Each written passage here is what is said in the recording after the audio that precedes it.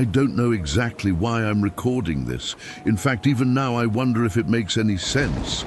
But something inside me just can't forget what happened. And to be honest, I don't even know if it's possible to forget. If you're listening to this, it means that somehow I managed to get out. Or at least get out enough to be here now. And before you think this is just another scary internet story, you'd better understand one thing. It's not. What I'm about to tell you shouldn't be known. It's not on any map. It doesn't appear in any report. It's not recorded anywhere. These tunnels, these passages, they're not meant to be found. It's as if the city itself pretends they don't exist, as if it's been trying to hide something for a long time. The truth is, while you're walking around, crossing streets, going in and out of buildings, waiting in traffic, there are things happening right beneath your feet, things you never imagined, and that, if you knew, you might not even want to know. I also thought it was an exaggeration. One of those conversations from people who like to invent legends, spread rumors, feed mystery where there's none. Until the day came when I decided to go see with my own eyes. And that's when everything changes, because one thing is to hear, to read, to suspect. Another completely different thing is to enter. It's to cross a door that shouldn't be there, and to realize the instant you take the first step that there's no turning back. From that point on, you understand. You understand that certain things were made to never be found, and that when you find them, something starts to find you, too. It all started with small comments, whispers in obscure forums, disconnected reports from people who swore they had seen strange things in certain parts of the city. Always vague stories, without precise details, as if no one could actually explain what they had found. At first I didn't take it too seriously, but the more I listened, the more I realized that something was wrong. No one spoke directly, but everyone seemed to want to say the same thing, as if they were afraid to put into words what they had truly seen. That's when I found it. An abandoned structure, lost among warehouses that most people don't even notice anymore. In the middle of it, a door. And it wasn't just any door, it was carved into what appeared to be a blind wall, where theoretically nothing should exist. But it was there, rusty, forgotten, as if it were part of something very old and very wrong. At that moment, everything inside me screamed for me to leave. My entire body seemed to understand that if I crossed that boundary, there would be no going back. But my mind didn't want to accept it. It wanted to understand. It wanted to know how far it went. When I pushed that door open, I felt a heavy, almost suffocating smell. It was like dampness mixed with rust, earth, and something else. Something I can't describe, but that, even today, still seems stuck to my skin. From that moment on, the only thing left for me was to follow. And that's exactly what I did. Because when I realized it, there was no turning back. And if you think, you understand what fear means, it's because you've never been down there. The idea, in fact, didn't come out of nowhere. It grew gradually, like a seed that someone plants in your head, and without realizing it, you start to water it. In my case, it started with random conversations, loose comments in videos, forums, hidden internet groups, where the rules seemed to be always the same. No one talked openly about it, but everyone knew it existed. Urban exploration was never new to us. Two friends and I had had this habit for a long time. Abandoned buildings, decommissioned hospitals, forgotten train stations. It was almost a hobby. The kind of thing that at first seems like just a harmless adventure, but after a while starts to turn into an obsession. And, like everything addictive, there comes a time when what once seemed scary starts to seem small. The challenge gets smaller, predictable, and that's when you start looking for something bigger, something no one else has had the courage to do. It was during one of these conversations that one of my friends, Matthias, mentioned some old rumors. He said that when he was younger, his father worked for a city maintenance company, and that, every now and then, he would hear strange talks among the older employees. They talked about old tunnels, underground structures that officially didn't exist. No one could explain exactly what they were for or who had built them. Some said they were deactivated drainage tunnels. Others said they had been used during some old expansion of the city, but that, later, they were sealed, erased from the records. But there was one thing everyone seemed to agree on. Whoever went in there didn't come out the same. There were stories of employees who vanished, people who went down to do some kind of maintenance and never came back. At the time, they said they were accidents, but no one ever found a body or any trace of anything, just inexplicable disappearances followed by silence. For a long time, I thought it was just another one of those urban myths, until one random dawn, Matthias sent me a message. He didn't write anything, just sent a photo. In the image, you could see a narrow alley full of rubble behind an old factory that, according to him, had been closed for over 30 years. And right in the middle of that scene, an iron door. It wasn't a common door. You could see that. Someone, at some point, tried to hide it. Metal plates welded haphazardly, as if they wanted to seal it in a hurry. And even so, it was still there. Rusty, with deep marks, as if it had resisted time and something more. But what caught our attention the most wasn't the door itself. It was what was engraved on it. A strange symbol made directly on the metal, something that didn't seem like simple graffiti or vandalism. It was a geometric drawing, somewhat asymmetrical, formed by intersecting lines, circles, and something that resembled eyes. It wasn't a mark made by chance. As soon as I saw that image, something inside me twisted. I don't know if it was fear, excitement, or pure curiosity. But at that very moment, I knew I wouldn't be able to pretend it didn't exist. The next day we met.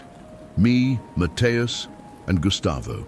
No one needed to say much. Everyone already knew we couldn't ignore it anymore. The path to that place had a weight difficult to explain. It wasn't just the scenery. It was the constant feeling of being where we shouldn't be. As if, with each step, something invisible pushed us back, in a desperate attempt to make us reconsider. But at the same time, curiosity spoke louder. It was as if it had already been decided before we even started. The street leading to the alley seemed forgotten by time. Buildings with broken windows, fallen signs, loose wires, and faded graffiti. No sound besides our own footsteps, no cars, no people, no birds. It was as if that part of the city had been erased. When we entered the alley, the smell was the first thing that hit us. Strong, heavy, damp. It was a mixture of mold, rust, old oil, and garbage. That acidic combination that sticks in your throat and makes your stomach churn. The door was exactly where it should be. Even knowing that, seeing it there, so real, so solid, caused me a feeling difficult to describe. It was as if it didn't belong in that place, or to any time, and at the same time, it seemed to have been there forever. The symbol engraved on the metal seemed even stranger up close. It wasn't just any graffiti, nor a drawing made without thinking. The lines had a pattern, an uncomfortable, almost hypnotic symmetry. The more I looked, the more I felt I shouldn't be staring at it for so long. It seemed to observe back. Matthias was the first to approach. He took out his flashlight, shone the light around the door, on the hinges, on the ground. He was looking for any sign of fragility, any way to open it without making too much noise. But there wasn't any. The structure was robust, built to last, even with decades of abandonment. The padlock seemed to have fused with the chain from being there for so long. It was heavy, rusty, covered in greenish crusts. Matthias pulled the pliers from his backpack, adjusted the blade, and applied force. On the first attempt, nothing. On the second, the chain creaked, releasing a kind of rusty dust that rose into the air and stuck to our skin. On the third, with a dry metallic snap, it broke. The sound seemed to echo much more than it should. For a few seconds, no one said a word. The chain swung slowly, as if the very air was heavier. Gustavo looked back, as if expecting someone to appear and ask what the hell we were doing there. But there was no one. Just that strange silence which seemed filled. It wasn't empty. It was full of something we couldn't see, but that was there, present, surrounding us. Matthias grabbed the doorknob. From his face, you could see that he also felt the same discomfort as me. His hand trembled. Not much, but enough to notice.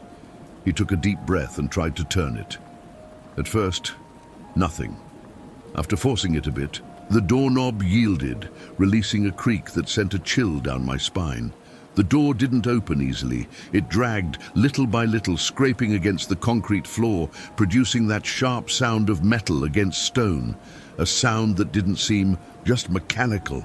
There was something in it that made my skin crawl, as if the place itself was complaining about the invasion. When it finally opened, the smell that came out hit like an invisible wall. Strong, damp, almost suffocating. It was more than mold, more than rust. There was a smell I had never smelled before, nor can I describe. An ancient smell, of something forgotten, of something that should remain forgotten. The darkness inside was complete. Not even the flashlight's beam seemed to penetrate much. The light only illuminated the first 2 or 3 meters before being swallowed by absolute blackness.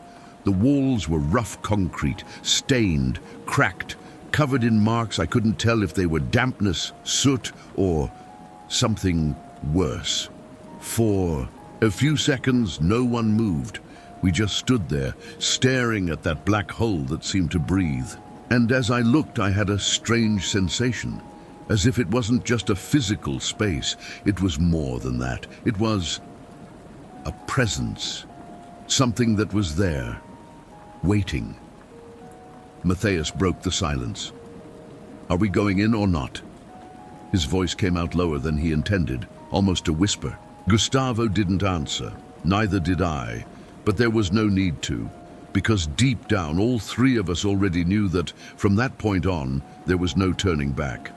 When the chain broke and that door creaked, letting out that heavy smell of dampness, that's where it all began. And there was no turning back. The flashlight's light didn't seem sufficient. It only penetrated a few meters before being swallowed by the gloom, as if the air itself absorbed any attempt to illuminate the path. And even there, at the entrance, we could already tell. The descent began right after the threshold. It was a staircase, damp, dark, worn concrete steps that spiraled downwards. The walls were thick cold, covered in stains that ran from the ceiling to the floor.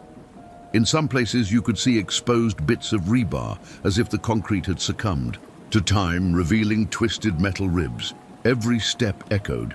The sound of our boots hitting the steps multiplied, reverberating below, as if returned by something that was waiting. It didn't take long for us to realize that the descent wouldn't be simple. The staircase was intact, but you could see that in some places the concrete had broken. There were deep cracks, dampness, and even pieces that seemed to have recently collapsed. The smell of mold grew stronger with each meter. It was almost suffocating, and mixed with it, the smell of rust, that acidic, metallic smell that clings to your throat. Gustavo walked ahead, holding the flashlight tightly, as if squeezing it. Ardor would make it shine brighter. Matthias came right behind him, and I brought up the rear. I don't know if we did that on purpose, or if it was instinctive. No one wanted to be last, but somehow I ended up being. As we descended, the first signs that this place wasn't completely forgotten began to appear.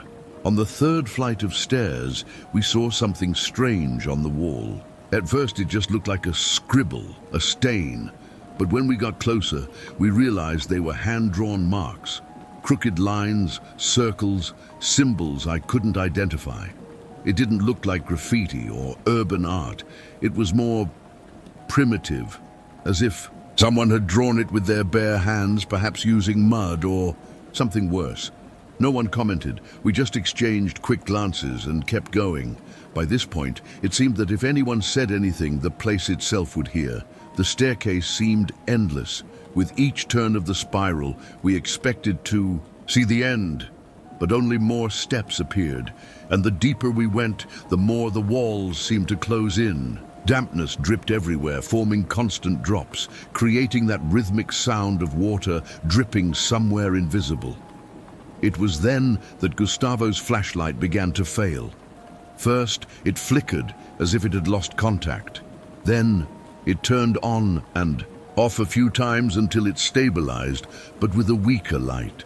Mateus tried to boost the light with his, but it didn't seem to help much either. "Are you feeling this?" Gustavo asked without looking back. "What?" Mateus replied. "The air? It's strange. Heavier." His voice was dry, slightly trembling. He wasn't wrong. The air seemed denser. I don't know if it was due to lack of circulation, the smell, or if there was something else. But breathing felt different. Each breath seemed shorter, harder.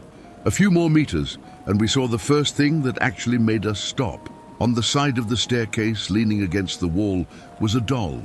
Small, cloth, grimy, with outstretched arms, its face almost faded, and one eye sewn with red thread. No one touched it. We just looked. And in that gaze, everything that none of us had the courage to say was implied. The question was obvious. Who in their right mind would leave that there? And perhaps more disturbing, why?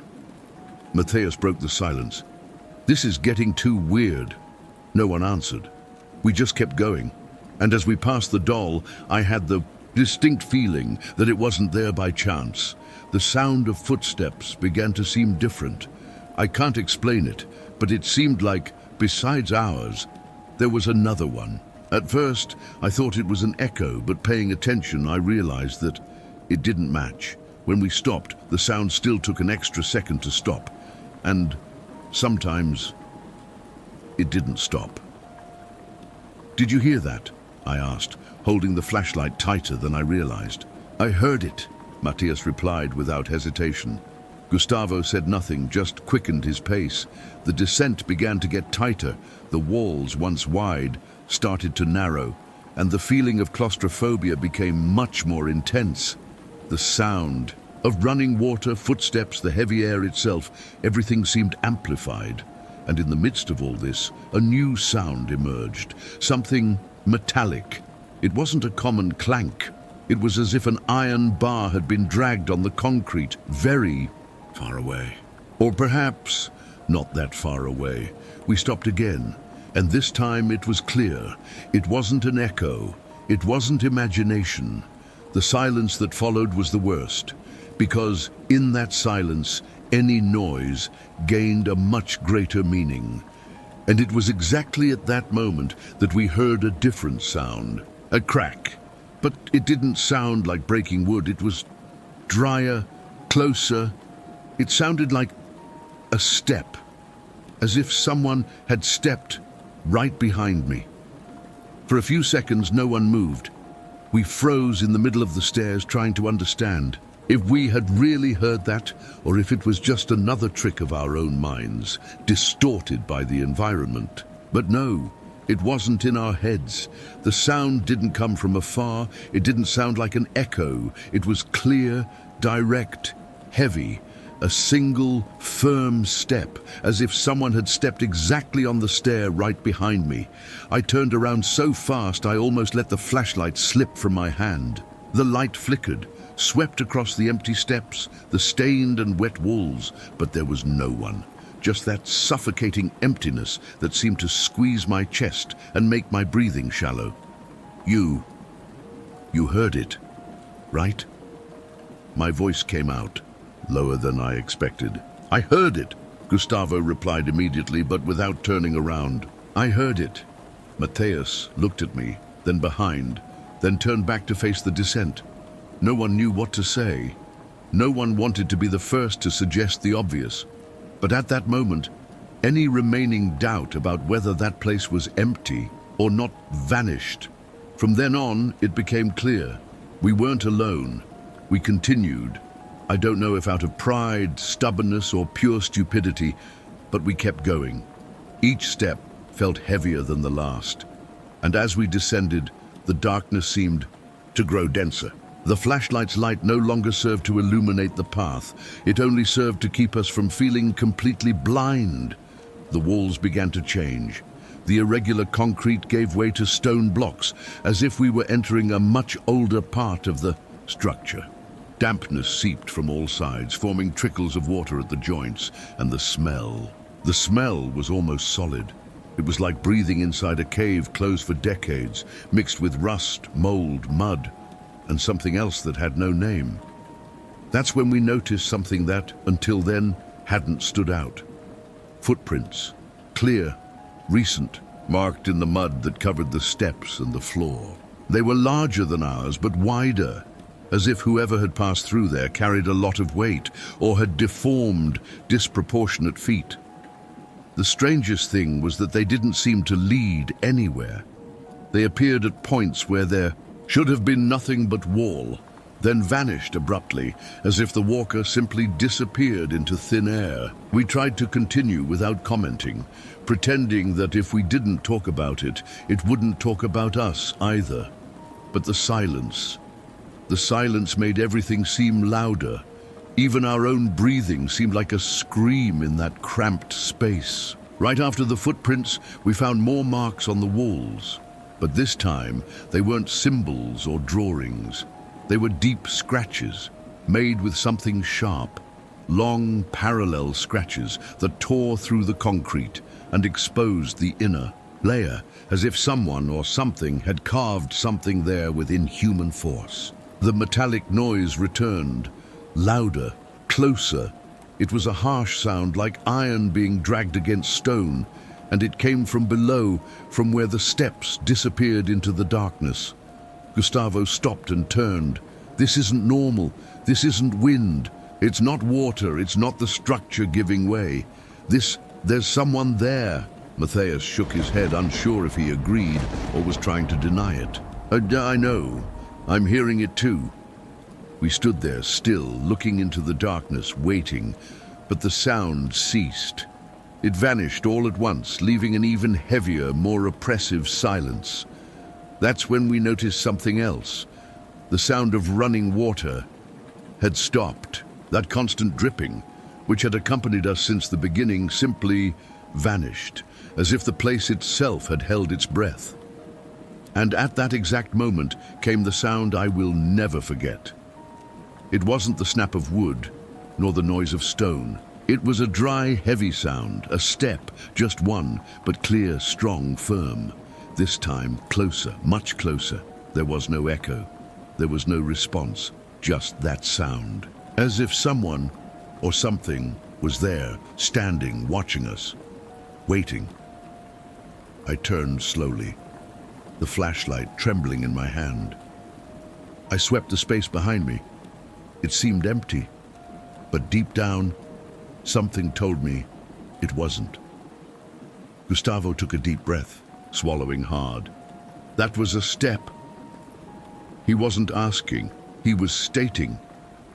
Matthias didn't answer, neither did I, because we knew.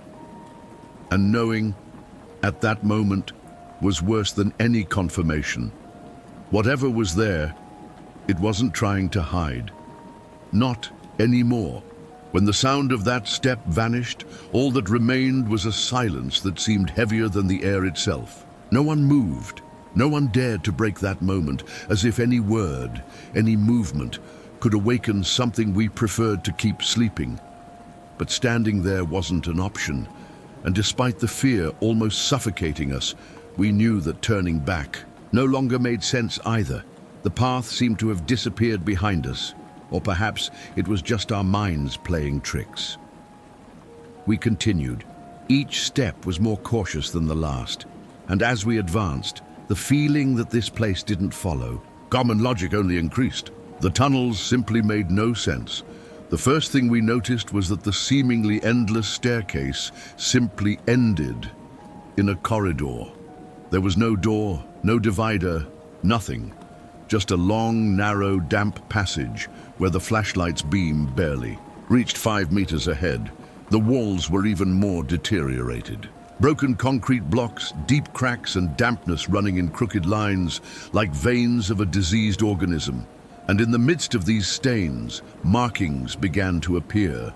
At first, they were scribbles, disconnected lines, crooked shapes, hastily drawn arrows. They seemed to be made with charcoal or perhaps with some coarser material. But looking closer, you could see that they weren't just random marks. Is this a map? Matthias broke the silence, running his hand over the wall. The lines intersected, formed angles, bifurcations, points marked with circles or stronger strokes, as if someone at some point had tried to map that place, or at least part of it. The problem was that the drawing didn't seem to have a beginning or an end. It was chaotic, confusing, as if whoever made it was lost trying to find a way out, and had never succeeded. Further on, we found more marks. Some scratched with such force that the concrete was abraded, as if fingernails themselves had been used to carve them. There were numbers, disconnected letters, words that made no sense, as if whoever wrote them was in a state of absolute despair.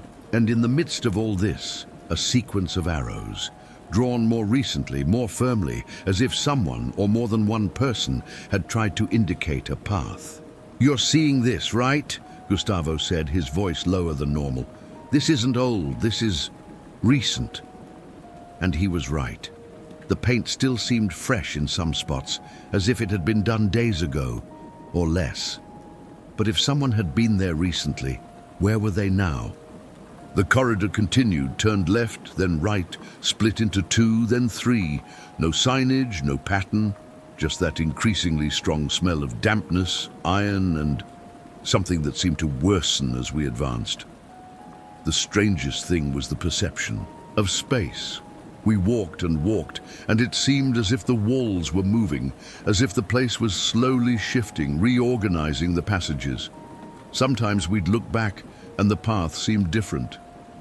"This doesn't make sense," Matthias commented, gripping his flashlight so hard his knuckles were white.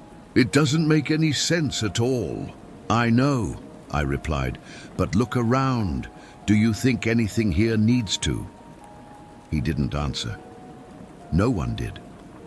That's when we saw the door. At the end of a narrower corridor, half hidden behind a broken wall, it stood, different from anything we had seen so far. A heavy metallic door, locked with crossed iron bars and enormous padlocks, some destroyed, others hanging, as if someone had tried repeatedly to seal it. And right in the middle of it, an inscription violently carved into the metal with such force, it looked like it was done with a blade or something similar. "Do not enter." 2 simple words, direct, and yet carrying an impossible weight to ignore. The silence that formed after we read that was not natural. It was absolute, as if the space itself had sucked out all sound, all energy, all air.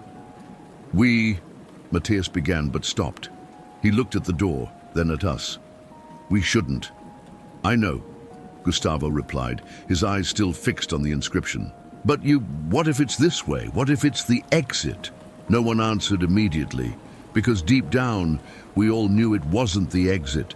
We knew nothing good was behind that door, but we also knew we couldn't just turn our backs and leave. Curiosity, fear, tension, everything mixed into an impossible knot to untangle.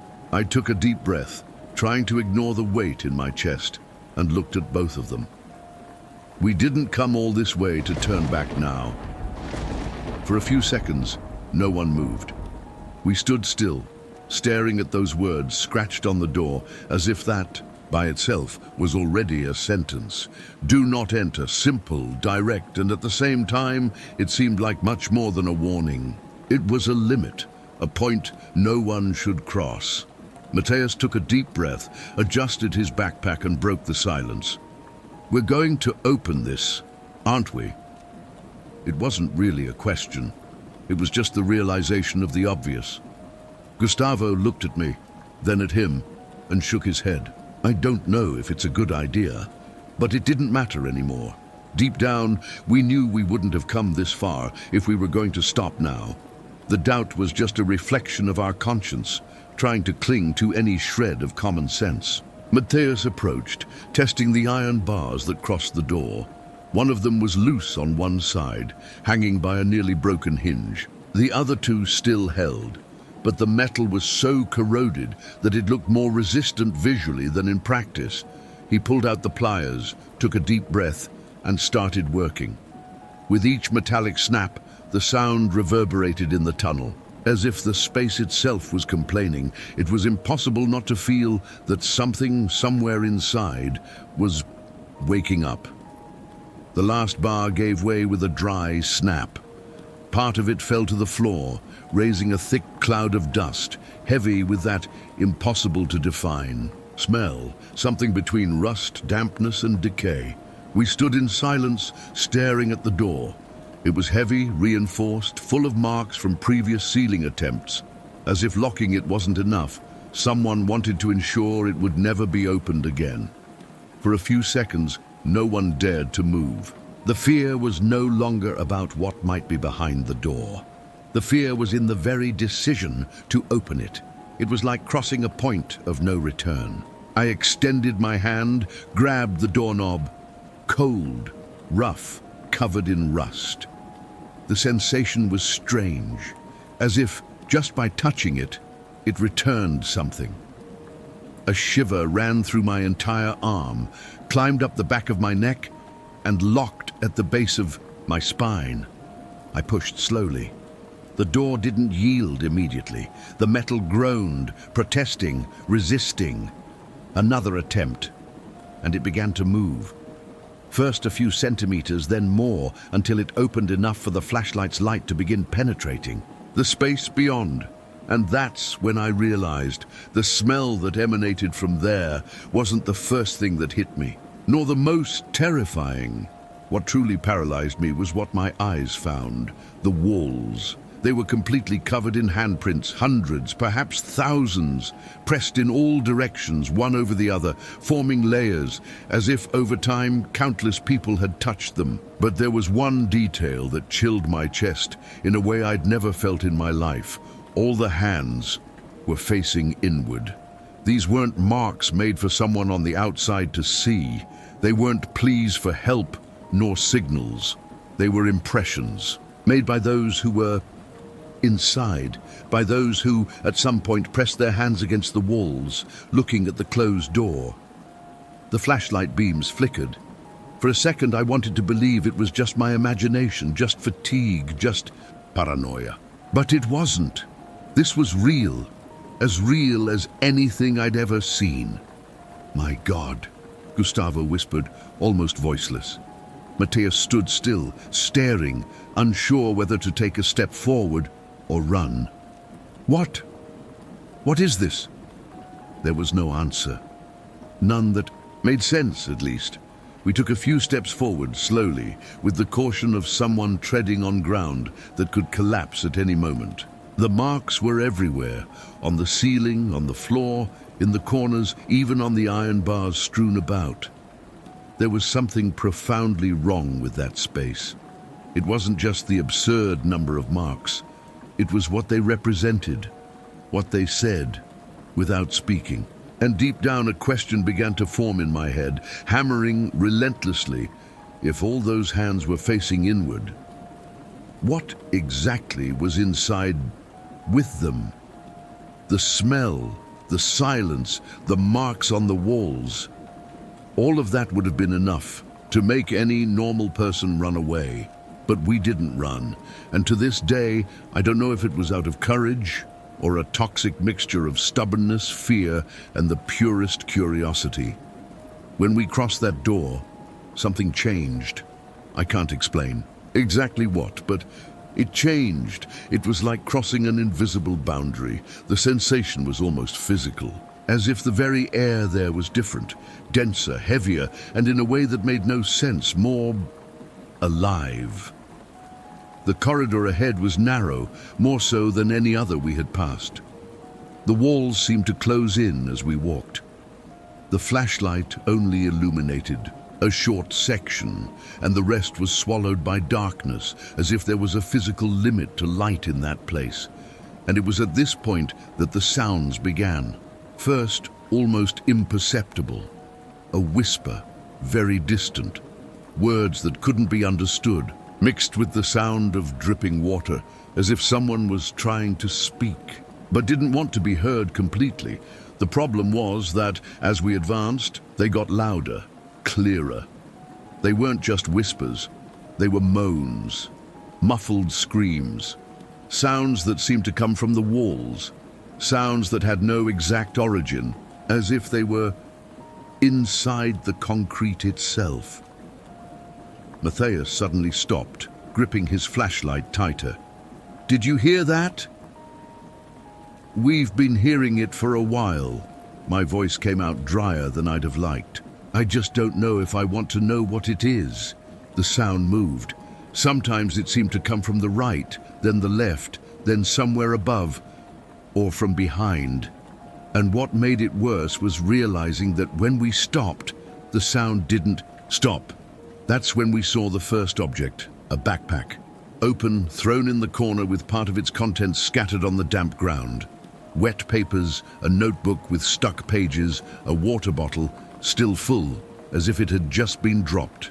We crouched down to look. Inside, documents. A laminated driver's license, the name of a girl who, clearly, had no idea that place even existed. At least, she shouldn't have. "This doesn't make sense," Gustavo commented, looking around as if expecting someone to appear. "This is recent. It's not old, it's not forgotten, it's intact." Matthias pulled his cell phone from his pocket, probably to check for signal. Zero, no bars, nothing. We kept going, and the further we walked, the more things appeared. A cell phone on the ground, screen cracked, but still dimly lit, as if it had just run out of battery. A t-shirt, clean, dry, folded, placed on top of a stone, as if someone was coming back for it. "This is wrong." My own voice surprised me. There was no more room for doubt, only for realization. "This is completely wrong," no one answered. And in a way, they didn't need to. Everyone was thinking the same thing. We just didn't want to say it out loud. The sounds continued, louder, clearer. Now we could hear them more distinctly. Short, disconnected phrases. "Come here." "Don't. Go back." "Stay." Some voices seemed distant, others so close they seemed to be whispered directly into our ears. That's when we found another cell phone. Unlike the first, this one was intact, lying in the middle of the path. Almost as if someone had left it there on purpose. Matthias picked it up, pressed the side button. The screen lit up. It had power. And on the home screen, a video file paused on the first frame. He looked at us as if asking for permission and pressed play. The video started shaky, the camera swaying, focusing on the ground as someone ran. Heavy, ragged breathing, rapid. Footsteps, and the sound of something or someone following behind. Suddenly, the camera turns, and in the background, right at the edge of the light, a figure appears. Still, motionless. You couldn't see the face or the details. Just a dark, tall, thin silhouette looking directly at whoever was recording. The video shakes more. The sound of breathing becomes more desperate until everything goes black. End of file. For a few seconds, no one spoke. No one moved. We just stood there, staring at the cell phone, trying to understand what we had just seen. The problem is, when the video ended, the sound didn't. From somewhere, we couldn't tell if it was from the end of the corridor, the walls, or right behind us, a heavy breathing began. It wasn't ours, and it wasn't in the video. It was real. No one could say a word. We stood paralyzed, staring into the darkness, while that heavy, rhythmic, deep breathing simply didn't stop. It didn't come from a specific place. It seemed to vibrate in the walls, the floor, the ceiling. Sometimes closer, sometimes farther away, as if whoever or whatever it was walking in circles around us. Matthias raised his flashlight, sweeping the front. The beam flickered, hit the dirty, wet walls, passed through the emptiness, and showed absolutely nothing. But the sound continued. Gustavo started walking faster, almost stumbling over the scattered stones on the uneven floor. "We have to get out of here. Now." "Where to?" I asked, louder than I should have. "Do you know the way?" He didn't answer. He didn't need to, because at that moment we all realized the way wasn't there anymore. The corridor we had entered no longer existed. Where there should have been a bifurcation, there was now a solid, irregular wall, as if it had always been that way. No marks, no indication that there had ever been a passage there. My chest tightened, and a wave of panic rose so fast that I had to concentrate not to lose control. My breathing became short, heavy, as if the air itself was escaping from me. Matthias looked at me, then at Gustavo, and could only stammer, This wasn't here before." The sound of whispers returned, stronger, clearer, and now they were no longer distant voices. They were close voices, very close. "Go back," a voice whispered, so close it seemed to be inside my own head. "Go back while you can." I turned immediately, pointing the flashlight behind me. Nothing. Just wall, seeping dampness, mold, cracked concrete. But the sound didn't stop. I need to get out of here," Gustavo said, trembling, clutching his chest, as if struggling to breathe. "I can't." He leaned against the wall, hunched over, hands on his legs, trying to pull in air that seemed to no longer exist. His skin was pale, sweating cold, as if his body itself had collapsed. Matthias held his arm. "Breathe, man, breathe. Focus on me." But I knew it wasn't just panic. It wasn't just claustrophobia. It was as if that place was sucking something out of us. Our energy, our spirits, our very ability to think clearly. Suddenly, a new sound, something dragging, heavy, rhythmic, as if something was being pulled, or as if someone was walking but not with ordinary steps. Matthias pointed the flashlight forward. The beam swayed, weak, trembling. The batteries were dying. Or perhaps it wasn't just that. Maybe the light itself was being drained. A few more meters and we found another sign. A sneaker, new, no signs of wear, thrown in the middle of the corridor, with the toe pointed in the opposite direction from ours, as if whoever wore it had run in the other direction. Beside it, a water bottle still full, sealed, and not. Far away, a jacket hanging on a nail hammered into the wall. "This is too recent," Matthias commented, looking around, gripping the flashlight tighter, as if that would prevent anything from happening. "This isn't old. It's not forgotten. This is from now. From someone who was here. Or who still is." More footsteps. This time they weren't echoes. There were 2, 3, maybe 4 steps coming from somewhere further ahead. Then silence. And then that breathing, stronger, closer. I turned quickly, trying to find something that indicated an exit, but there was nothing left.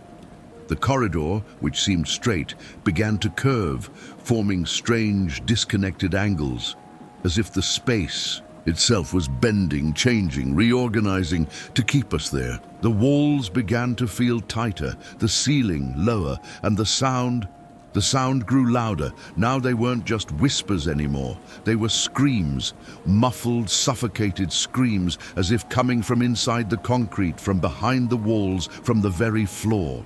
Gustavo fell to his knees, trembling. "I can't take it anymore. I can't. Get up!" Mateus held him by the arms, pulling. "Get up, Gustavo. We're not staying here." But where to? The tunnel ahead seemed darker than any other, and behind us there was nothing left. Where the door, the corridor, the bifurcation had once been, now there was only wall. That's when we understood. The entrance was no longer there. The silence after that discovery seemed to have weight, real weight, as if the air itself had become denser, harder to pull into our lungs. The entrance simply wasn't there anymore. Gustavo was trembling so much, it looked like he might fall apart at any moment. Mateus stared fixedly at where, just minutes ago, there had been a door, a bifurcation, an exit. Now, just a cold, stained wall, full of cracks and dark seepages. This can't be real. Mateus shook his head, pressing the flashlight against his chest, as if it could protect him somehow. My voice failed before I could even finish. We came through here. It wasn't like this, but it was. Now it was. No one dared to move in the following seconds, until Gustavo broke the silence. "I can't," his voice was a hoarse, choked whisper. "I can't anymore. We need to get out. Of here, we need to now." "Where to?" Mateus replied, spinning on his heels, looking at the corridor that stretched forward. "Where, Gustavo? Look at this, look!" He pointed. The corridor continued, dark, tight, and somehow it seemed longer than before. Or perhaps it was just an illusion. Perhaps it was just panic distorting everything, but it didn't seem like it. We heard a sound, faint, a metallic click, dry, short. We exchanged glances, 2 more, 3. A rapid, rhythmic sequence, as if someone was fiddling with something made of iron. Some lock, some object, some mechanism. Gustavo cowered, holding his own head. No, man, don't start, don't do this." Mateus squeezed my arm tightly. "Tell me you heard it. For God's sake, tell me it's not just me." I heard it, and in the same instant, I hated having said it out loud. We stood there still, looking into the depth of the corridor, waiting for something, anything, to appear, but it didn't. Only the sound. Footsteps. 2, 3. Pause. 2 more. 3 more. The worst wasn't the sound. It was the fact that it made no sense. It didn't match anything. It wasn't an echo. It wasn't a reverberation of our own steps. It was its own. "Move!" Mateus pulled Gustavo, who was partly paralyzed, and started walking, forcing me to follow them. "Standing still is worse. Standing still will screw us over." The corridor seemed to stretch endlessly. The walls were closer, the ceiling lower, and the floor uneven. Some parts seemed slightly inclined, others had small protrusions, as if pieces of concrete had come loose, but in a way that didn't seem accidental. We reached a bifurcation, left or right. Mateus turned to me. "Now what?" I looked both ways. Both seemed exactly the same. Same pattern of old concrete. Same dark stains, same cracked pieces, nothing to indicate where it led, which made more sense. "Right," I said. "Why?" "Because it doesn't matter." And deep down, that was the only truth I had at that moment. We continued. The flashlight trembled in Mateus's hand. Gustavo was in the middle, breathing so fast it looked like he was going to faint. I was behind, looking at everything, trying to record any detail that would help me understand where we were. But it was no use. The walls were all the same pattern of cracks, the same seepages, the same stains that seemed to change shape depending on the angle. After a few minutes, something became clear. I had no idea how long we had been walking. 10 minutes, 20, half an hour. There was no way to tell. Inside there, time didn't exist. Only space. And even that didn't seem stable. The sound returned. This time, closer. Footsteps. But not like before. Now they were heavier, drier, as if someone was walking in boots on wet concrete. Mathias pressed the flashlight against his chest, looking in all directions. This is wrong. Everything is wrong. This corridor, man, this corridor looks like the others. All the others. Gustavo stopped, held onto the wall, breathing heavily. I don't know if we're walking forward or if we're walking in circles. We fell silent. We all realized it at the same time. The floor had a specific crack, a crack that curved to the right, then another to the left. I was sure that I'd already seen that. Mathias. My voice came out almost a whisper.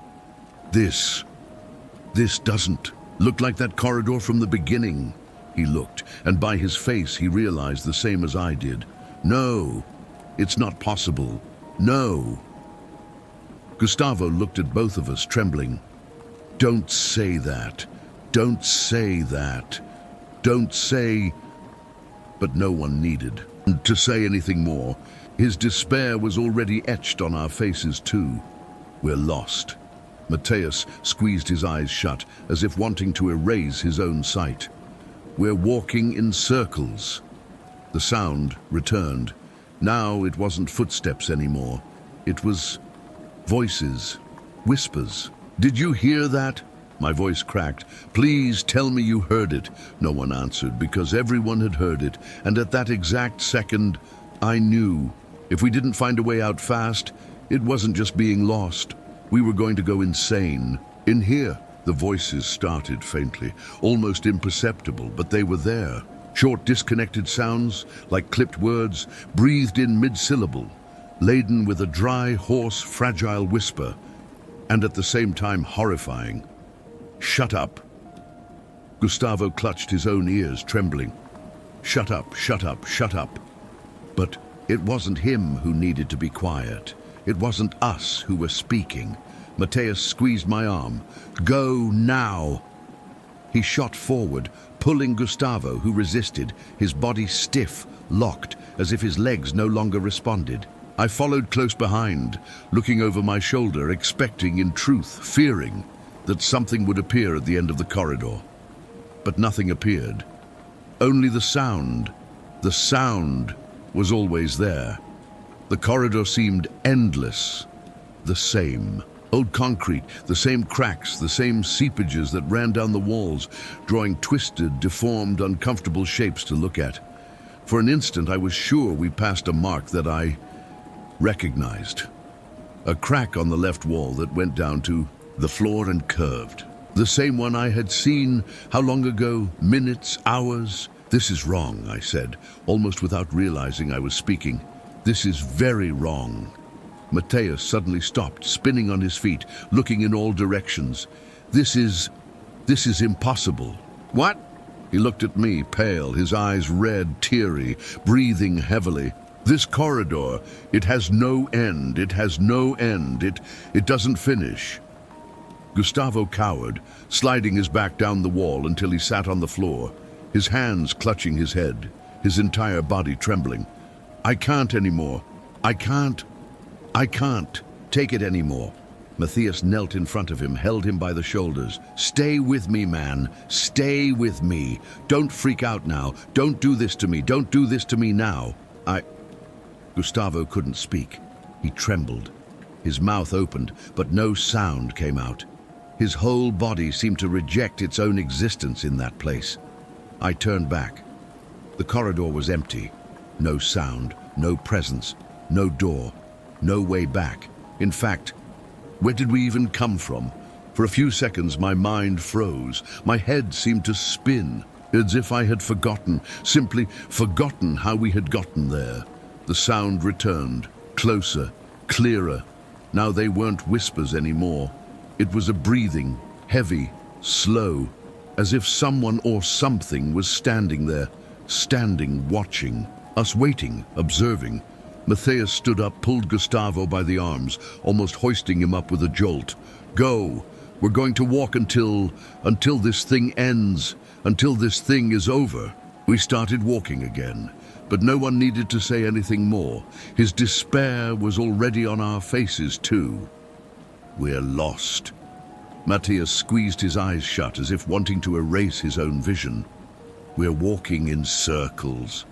The sound returned. Now, it wasn't footsteps anymore. It was voices, whispers. Did you hear that? My voice cracked. Please tell me you heard it.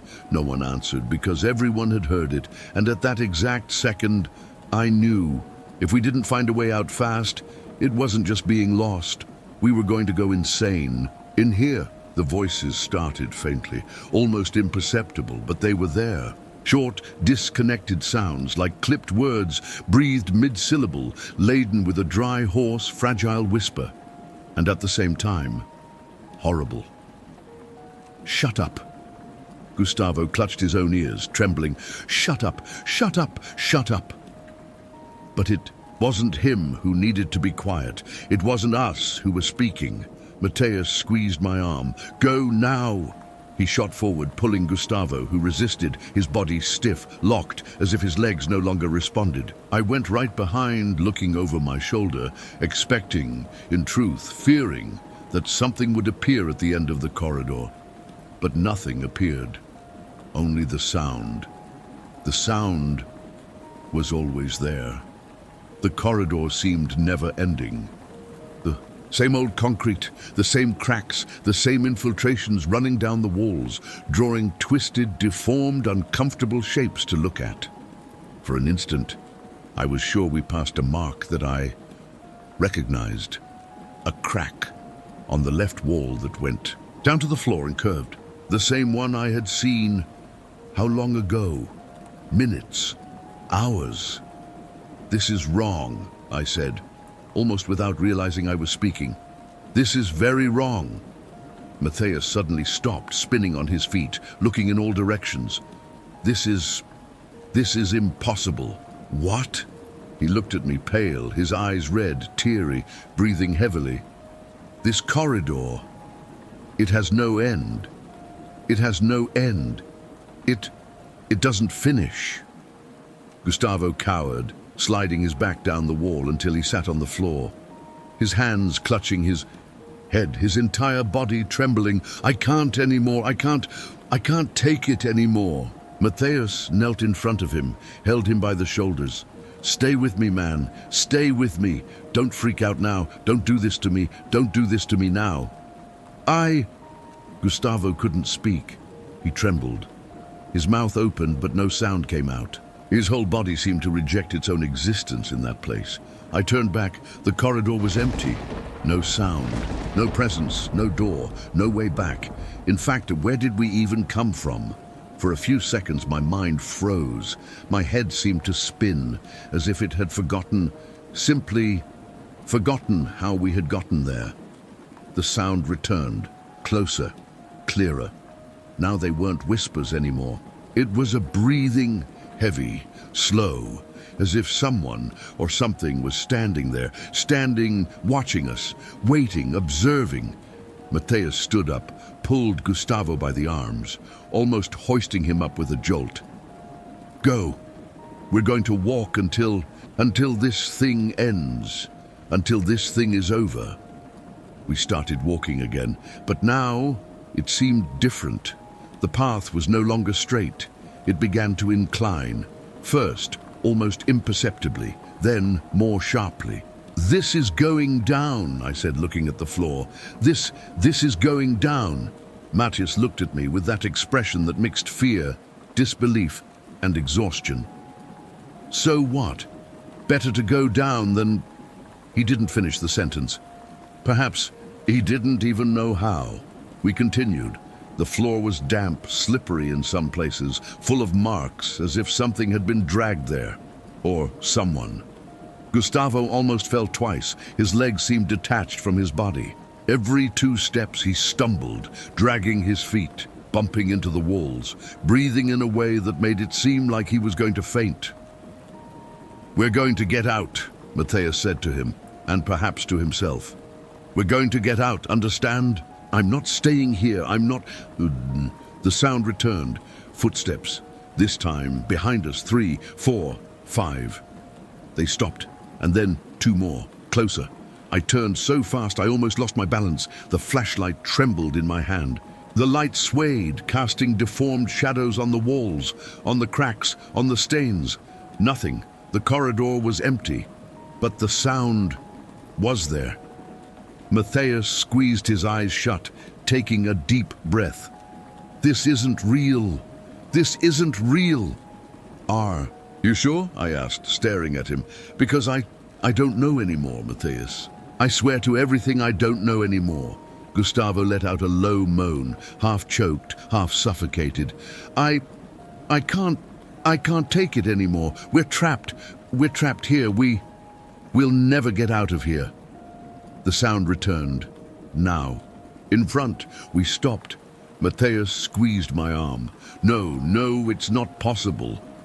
The sound was in front, but also behind and beside, surrounding us. I closed my eyes, tried to breathe, count to 3, 4, 10. But it was no use. The sound didn't stop. It had no beginning. It had no end. It made no sense. It was as if the place itself was breathing, not in the physical sense, but in the sense that it existed, consciously, cruelly. The space didn't move, it didn't change, it didn't transform, but it knew we were there. And worse, it knew how to break us. We continued, because stopping seemed even worse. We walked and walked, and for a moment I no longer knew if my feet were on the ground, or if it was all just a collective hallucination. Suddenly, a wall where there should have been continuity. We stopped. Matthias looked at me. I looked at him. No one said anything, because in that second it became clear. We no longer had the slightest idea where we were, nor where we came from, nor where we were going. And the most terrifying thing, nor if we had already been here at some point. No one knew where they were anymore. The silence inside seemed to have a will of its own, and in some cruel way, it knew exactly when to become heavy enough to crush any remaining thought. Matthias gripped the flashlight so tightly. His knuckles were white. His jaw clenched, his eyes wide, glazed over. He spun around, looking at me, looking at Gustavo, looking at the walls as if they were plotting something. No. He shook his head, pacing back and forth. This isn't right. This isn't right. You're bringing me to the same place. His tone was no longer one of fear. It was accusatory. What? My voice came out louder than I expected. That's it. He pointed at me, then at Gustavo. You're taking me to the same place. You know the way. You do. You're just messing with me. Matthias, for God's sake. I tried to hold him, but he pulled away, taking 2 steps back, as if I were about to attack him. Are you listening to what you're saying? I am listening, he shouted. I am, and I'm hearing more too. He looked at the ceiling, the floor, the walls. Are you hearing? Are you hearing? Because I am. Gustavo was huddled on the floor, hands covering his ears. His breathing sounded like a choking engine, pulling air in short, desperate gasps. Get out! Get out! Get out! He repeated like a broken mantra. Get out of my head! Get out of my head! And the worst part was that I was hearing it too. Sounds that didn't match anything. There were footsteps. That didn't match ours. There were whispers that had no source. There were thumps, as if someone was pounding concrete, but far away, or near, or both. There was no way to tell. Matthias ran his hands over his face, ripping off his cap and squeezing his eyes shut. This is some kind of prank. It is. You planned this. You knew I was coming. You knew. This is to make me go crazy, isn't it? Tell me. I took a step back. My chest rose and fell so fast, I felt like I was going to vomit at any moment. You're going crazy, Matthias. This is panic. It's panic, man. My voice faltered. I no longer believed what I was saying myself. He laughed, a short, nervous laugh, completely disconnected from anything resembling sanity. Yes, that's right. Panic. You brought me here for this, didn't you? To see me break. I looked at Gustavo, trying to find any support, any reaction, any glance that would tell me I wasn't alone in this. But he was broken, sitting on the floor, trembling, hugging his own legs, swaying his body back and forth, repeating softly, "This isn't happening. It's not happening. It's not. It's not." I closed my eyes, held my breath, tried to find some piece of logic in the midst of that nightmare, but logic no longer resided there. The sound returned. Footsteps, whispers, cracks, again without origin, again without direction, again coming from all sides. Matthias spun like a cornered animal, looking at me, then at Gustavo, then at the walls, as if he were surrounded, as if he needed to choose where to flee. But there was nowhere to go. "Tell me!" he yelled, pointing at me. "Tell me this is a setup! Tell me!" "Stop, Matthias!" My voice broke mid-word. This has nothing to do with us, man. This is destroying everyone." My chest burned. The air seemed to no longer reach me. And suddenly, silence. Dry. Absolute. The sound stopped. All of them. No one knew where they were anymore. The silence in there seemed to have a will of its own. And in some cruel way, it knew exactly when to become heavy enough to crush any lingering thought. Matthias was gripping the flashlight so hard his knuckles were white. His jaw was clenched, his eyes wide, glazed over. He spun around, looking at me, then at Gustavo, then at the walls as if they were plotting something. "No, no, no." He shook his head, pacing back and forth. "This isn't right, this isn't right. You're bringing me to the same place." His tone was no longer scared. It was accusatory. "What?" My voice came out louder than I expected. "That's it." He pointed at me, then at Gustavo. "You're taking me to the same place. You know the way. You do. You're just messing with me." "Matthias, for God's sake." I tried to hold him, but he pulled away, taking 2 steps back as if I were about to attack him. "Are you listening to what you're saying?" "I am listening," he yelled. "I am, and I'm hearing more too." He looked at the ceiling, the floor, the walls. Are you hearing? Are you hearing? Because I am." Gustavo was huddled on the floor, hands covering his ears. His breathing sounded like a choking engine, pulling air in short, desperate sobs. "Get out, get out, get out," he repeated like a broken mantra. "Get out of my head, get out of my head." And the worst part was that I was hearing it too. Sounds that didn't match anything. There were footsteps that didn't match ours. There were whispers that had no source. There were thuds, as if someone was punching concrete, but far away or near, or both. There was no way to tell. "This..."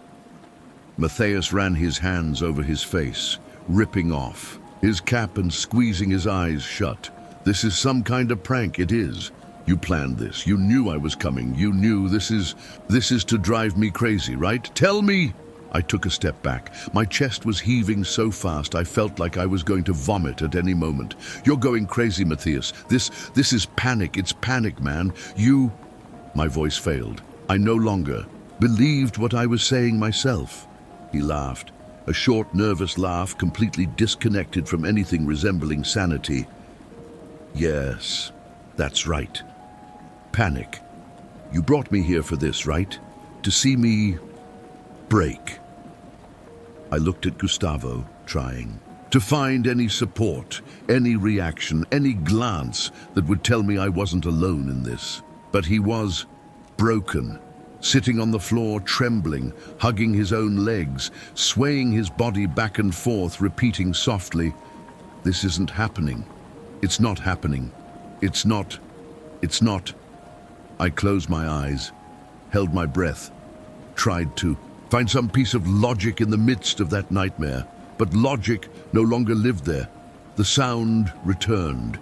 Footsteps, whispers, cracks, again without origin, again without direction, again coming from all sides. Matthias spun like a cornered animal, looking at me, then at Gustavo, then at the walls, as if he were surrounded, as if he needed to choose where to flee. But there was nowhere to go. "Tell me," he yelled, pointing at me. "Tell me this is a... Set up! Tell me! Stop, Matthias!" My voice broke mid-word. This has nothing to do with us, man. This place, this is destroying everyone." My chest burned. The air seemed to no longer reach me. And suddenly, silence. Dry. Absolute. The sounds stopped. All of them. The silence was worse than any noise. I looked at Matthias. He was frozen, motionless, breathing so deeply his chest seemed about to explode. Gustavo wasn't speaking anymore. He wasn't moving either. He just pressed his own knees against his chest, staring straight ahead at no one's eyes, at nothing, with a look that I swear I will never forget. It was in that second that I realized something terrible. It wasn't just that we were lost. It wasn't just that the place confused our senses. It was deeper. Our very memory was unraveling. I swear I tried, to remember how many corridors we had passed, how many bifurcations, how many steps, how many turns. Nothing. Everything was a blur. It was as if the place didn't just confuse, it was as if it erased everything that made sense, erased us. No one knew how long they had been there anymore. Minutes, hours, days. It no longer made a difference because in that place, time didn't follow the same logic. Perhaps it didn't even exist. The silence remained dense, oppressive, crushing any attempt to think. Even the sound of our own breathing seemed out of place, as if it no longer belonged to the body that was breathing. Matthias paced back and forth, clutching his hair, squeezing his head as if he wanted to crush his own skull, desperately trying to find something inside him that still worked. This isn't right. It's not right. He looked at me, then at the floor, then at Gustavo, then at the walls, as if trying to figure out exactly where reality had begun to unravel. Gustavo wasn't speaking anymore. He was sitting, his back against the wall, his face hidden between his knees, swaying slowly, back and forth. With each movement he let out a short, muffled sound, something between a sob and a suffocated groan. And I was trying to hold on to sanity by the thinnest thread I had ever felt in my life. The sound returned. First a click, then two, then footsteps, but not linear. They started on the left, jumped to the right, appeared behind, then in front, then above, below, from all sides at once. My heart pounded, my throat tightened, my hands were sweating so much the flashlight slipped. I looked at Matthias, hoping that this time he would look at me like someone who recognizes a friend, anyone, anything that was still real. But no. His gaze was empty, suspicious, lost. "You know, don't you?" he said in a tone that didn't sound like him. "You know, you're bringing me to the same place again. You're doing this on purpose." "What?" My voice barely came out. "Are you listening to what you're saying?" He pointed a finger at my face. I know you know the way. You're pretending to be lost. You're pretending to break me. Matthias." My voice came out weak, more like a desperate whisper. "For God's sake, look at me. This is destroying us, man. Everyone. This is in our heads." He laughed, short, quick, a dry, humorless, meaningless laugh. "That's what you want me to think, right? That it's in our heads, that it's in my head." He ran his hands over his face, squeezing his eyes shut. "But it's not. It's not. I know it's not." Gustavo's voice broke the silence, low, hoarse, suffocated. I can't anymore. I don't know where we are. I don't know if we're moving. I don't know if we haven't already died in here. His sentence cut through me like a blow, because deep down, a part of me began to believe he was right. The sound changed again. Now, it was breathing. Strong, heavy, slow, close. So close it felt like someone or something was leaning on the back of our necks, breathing down our necks. I spun so fast the flashlight hit the wall, casting deformed, twisted, disconnected shadows. Nothing. The corridor was empty, but the breathing didn't stop. Matthias clutched his temples, walking in circles, looking at the floor, then at the walls, then at me, with that lost, suspicious, almost hateful gaze.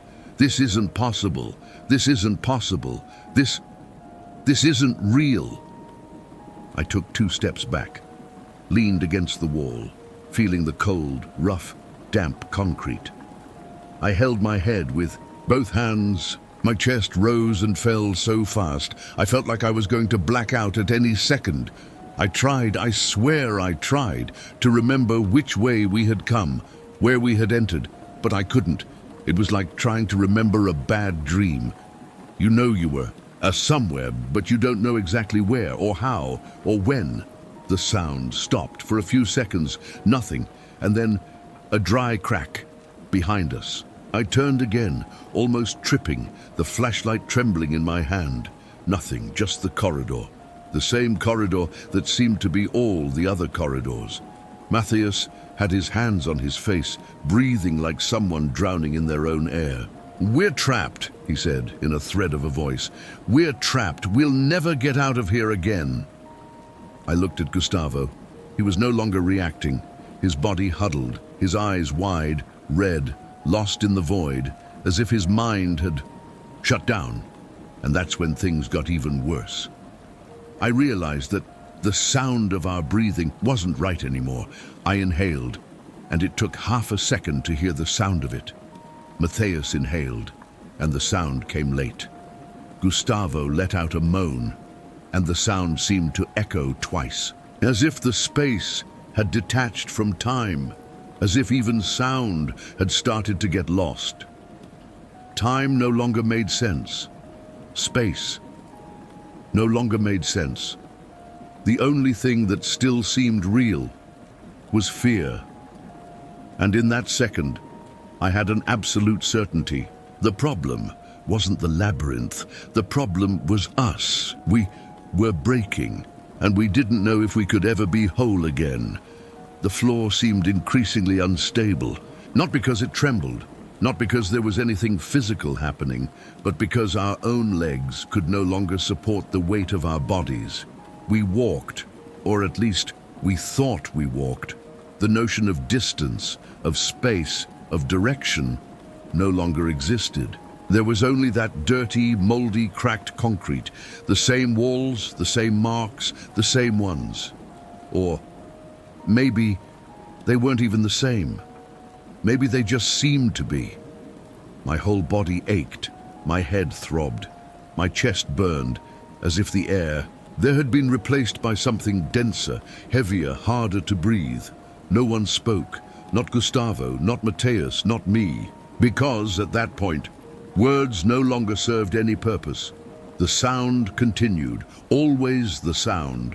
Whispers that came from nowhere, footsteps that didn't match ours, cracks, clicks, breaths, everything out of place. And suddenly, the corridor opened up, without warning, without transition, as if the space had decided at that moment to transform into something even worse. Standing there, we stared at it, unsure of what to do. A hall, enormous, tall, wide, and somehow even more claustrophobic than any tight corridor we had traversed until then. The walls of the hall were different. They had no dampness, no cracks, no stains. They had marks, lines, scratched, writing something, many, thousands, perhaps tens of thousands. We walked forward, half pushed by despair, half pulled by a curiosity that, I swear, made no sense in that state. The closer we got, the clearer it became, and that's when I understood. They were names. names, engraved, rubbed, scratched, beaten against the concrete, as if whoever had done it had the need, the urgency, the obligation to not be forgotten. Gustavo stumbled backward, clutching his mouth with both hands. No, no, no, no, no. Mathias spun slowly, looking at everything, his face white, his pupils dilated, his mouth agape, like someone who had forgotten how to breathe. This can't be. I approached the wall almost without realizing it. Each name was followed by a word, a single word. Next. My stomach churned, my legs weakened, my head spun in a way that made me feel like I was going to black out.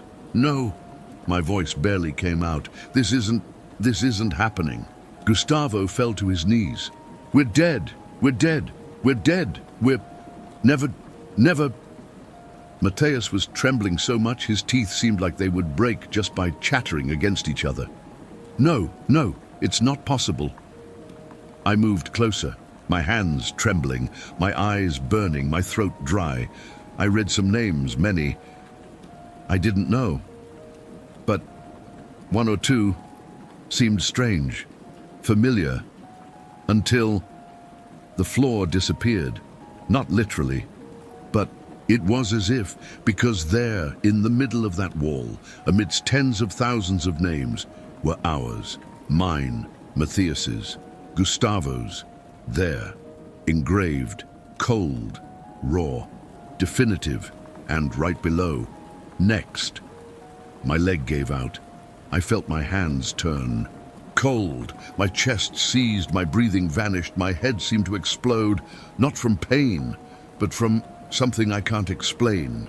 A mixture of panic, despair, disbelief, terror, and the cruel certainty that there was no turning back. Mathias clutched his own head, pulling his hair, walking in circles, looking at the wall, looking at me, looking nowhere. No, no, no, no, no. Gustavo was huddled on the floor, trembling, hugging his own arms, swaying back and forth, crying or laughing, or both. There was no way to tell anymore. The voices grew stronger, closer, more internal. They were no longer in the corridor, nor in the walls, nor on the floor. They were inside the head, inside the skin, inside the bones, whispering words I didn't understand, or perhaps didn't want to understand. The sensation was as if every cell in my body was vibrating out of sync, out of alignment, out of the world. The hall seemed more enclosed, tighter, lower. The words on the wall seemed to move, not physically, but in my eyes, in my mind. They seemed to want to be read. They wanted to be seen. They wanted to be remembered. And at that instant, I realized the worst thing of all. It wasn't just being there. It wasn't just having found that. It was knowing that somehow that place already knew of our existence long before we set foot there. My chest felt too small to draw the little air that remained in that place. My hands trembled. My legs barely supported my weight. And no matter how hard I tried, I couldn't tear my eyes away from those scratched words on the wall, our names, and the word next. That was it. That was all it was. And at the same time, it was everything. Everything needed to break any shred of sanity that still resisted within us. Gustavo was crying. It was no longer that muffled cry from before. It was open, desperate, uncontrollable. The sobs came out as if he no longer knew how to breathe, as if his body was failing in all basic functions, one by one. Mathias paced back and forth, his hands pulling at his hair, his nails scratching his own scalp. His breathing was short, gasping, as if he was about to faint or completely lose it. "This isn't happening," he said, repeated, almost screamed. "This is not happening! No, no, no!" And I no longer knew where I was. I leaned against the wall, but I don't even know if it was to keep from falling or to make sure it was still there, that it was still concrete, that it was still physical, that somehow the real world hadn't completely disappeared, but the wall trembled, not literally, but in my eyes, in my head, in my perception. The words seemed to vibrate, the scratched lines crooked, full of haste, of despair. They seemed to want to escape from there. And the most insane thing is that when I closed my eyes, they were still there, inside, on my eyelid, in the back of my eyes, as if I would never be able to stop seeing them. The voices were no longer around. They were here, in the middle of my forehead, behind my eyes, in my ear, at the back of my neck, in my chest, whispering, piling up words that made no sense, and at the same time, made all the sense in the world. Next, a voice that wasn't mine, that wasn't theirs, that wasn't anyone's. Next. Matthias froze. He stopped in the middle of the hall, his eyes red, wide open, his hands trembling. I'm not staying here. He clutched his head, grinding his teeth. I am not staying here, he screamed. A dry, hoarse, desperate scream that reverberated off the walls as if they heard. But the sound didn't come back right. The echo came distorted. It came late. It came multiplied. Instead of one voice, there were 10, then 20, then 100, repeating, out of sync, destroying any notion of space, of time, of reality. Gustavo clutched, his own head squeezing so hard it looked like he wanted to crush his skull. Stop! Stop! Stop! For God's sake, stop! But it didn't stop. The entire hall seemed to breathe, not physically, not in the concrete, but in the mind, in the perception, in the absolute terror that it imposed. I started to feel my stomach churn. My head spun. My hands sweated so much the flashlight almost slipped. The light trembled, swayed, casting shadows that deformed, distorted, overlapped and multiplied on the walls and floor. My legs wobbled. My entire body trembled. My chest burned. My breathing failed. And that's when the worst part came. Silence, dry, total, absolute. The voices vanished. The echo vanished. The sound disappeared. Only the silence. And the absurd, unbearable, suffocating, crushing weight it carried. Matthias stopped, walking. He became motionless. His hands fell to his sides. His face was white, expressionless, without reaction. Gustavo no longer cried. He didn't sob. He didn't tremble. He simply seemed to have shut down. And I understood. There, in that second, in that hall, it was no longer a matter of getting out. It was no longer about finding the exit. The labyrinth, or whatever that thing was, had already done what it needed to do. It didn't want us to die. It wanted us to break, for us to disappear within our own minds, for there to be no one left to enter or leave, only emptiness, only the memory of what one day had been someone. When I opened my eyes again, I saw Matthias looking at me, but it wasn't the same look anymore. It was an empty look, lost, dead, the kind of look from someone who isn't there anymore. For some reason I'll never understand, we moved. I don't know how nor why. I just know that somehow our legs obeyed, our bodies got up, and stumbling, swaying, almost dragging each other, we left that hall. Or yeah, we thought we did. The steps were short, hesitant, as if at any second the floor would open up or the walls would vanish. Not physically, not truly, but in our heads, in our perception. Matthias was in front, clutching the flashlight as if it were the only thing still holding him in the real world. His mouth was clenched, his eyes empty, looking forward or at nothing. Gustavo seemed more like a body than a person. His legs dragging, his gaze lost, his hands trembling, gripping the sides of his pants, as if trying somehow to hold on to himself. And I just walked, because stopping seemed more dangerous than anything. The corridor continued, straight, long, endless, or perhaps it only seemed so. My head ached, my chest burned, and with every step, a new doubt arose. Were we really walking? Were we not moving at all? Was something revolving around us instead of us walking through it? No one spoke, because there was nothing left to say.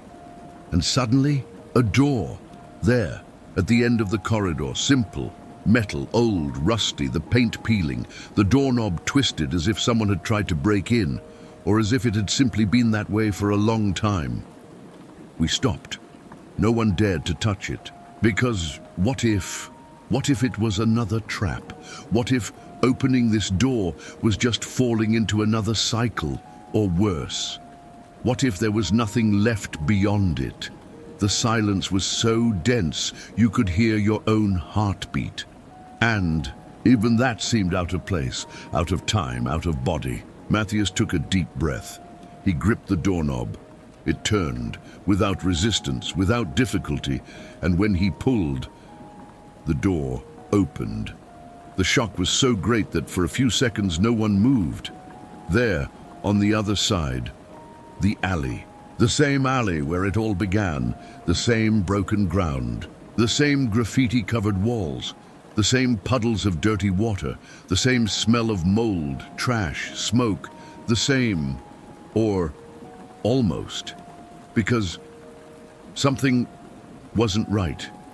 The light seemed different. The sound seemed more muffled. The air, heavier. Matthias took 2 steps out, looked up, his hands trembling. He shook his head. This isn't right. Gustavo stumbled, almost fell, clutching the wall, breathing like someone who had run for miles. His voice faltered. We got out, but I couldn't even take a single step, because the second the door opened, I knew. We hadn't gotten out, the alley was there, but it wasn't the same anymore, or perhaps it was. And who wasn't the same was us. The sound was different. The voices were still there, whispering, blowing words that couldn't be understood. They were no longer behind us, nor in the walls, nor in the tunnel. They were inside my head, inside my chest, inside my skin. I looked at Matthias. He was looking at the alley, but with that same look he had inside, the look of someone who isn't here anymore. Gustavo collapsed to the ground, clutching his head, swaying, trembling. This isn't over. This isn't over. This isn't over. And I realized he was right. The labyrinth. It never stayed there. It came with us. Or perhaps we never left. The sound of the city made no sense. It was strange, faint, disconnected, as if we were hearing everything underwater, or as if it no longer belonged to the same reality. Matthias walked through the alley as if he had just woken up from a nightmare, only his expression made it clear he hadn't woken up, and perhaps he never would again. Gustavo was sitting, his back against the wall, trembling, breathing, like someone fighting not to faint, his hands clutching his own head, swaying his body back and forth, muttering words that even he no longer seemed to understand. And I no longer knew where I was, because nothing made sense anymore. The walls were there, the ground, the puddles, the smell of the street, of trash, of smoke. Everything was there, but at the same time it wasn't. The alley seemed like an imperfect copy of itself. Everything seemed to have the same shapes, the same details, but it was as if it had been recreated by someone who no longer remembered exactly what the real world was like. Matthias stopped, looked up, then to the end of the alley, then at me. Are you hearing it? It took me a few seconds to process the question, and when I realized, yes, I was. The voices, the same ones, whispering inside, outside, in my ear, at the back of my neck, in my throat, in my chest. It didn't leave. His voice faltered mid-sentence. It didn't leave. Gustavo was clutching his head so hard it looked like he was going to crush his own skull. They're here. They're here. They never left. And he was right, because they didn't. And deep down, I think we always knew they wouldn't. The door was still open. I looked back. It was there, but something was wrong. It no longer looked like a door.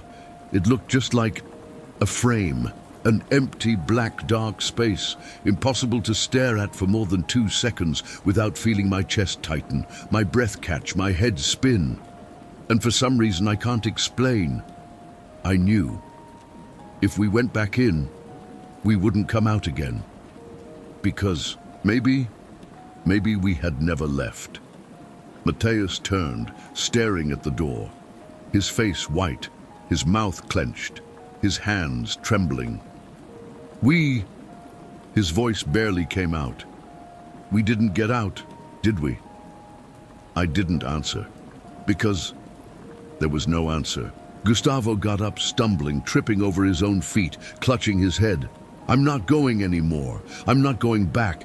I'm not going back. I'm not going back. He stumbled out of the alley, almost running, as if escaping were an option. Matthias didn't move. He just stared, and I just watched. The alley seemed smaller, the walls closer, the light fainter, the sound more muffled, the voices louder. I felt my whole body vibrate, not from cold, not from pain, but from a sensation that can't be explained. It's as if something had been installed inside us. It wasn't the labyrinth that stayed there. It came with us, or perhaps we never left, and then an even crueler doubt arose. What if the labyrinth was never a place? What if it was always an idea, a curse, a cycle? What if the door never existed? What if the alley never existed? What if we never existed? My head pounded, ached, throbbed. My throat was dry, my chest burned.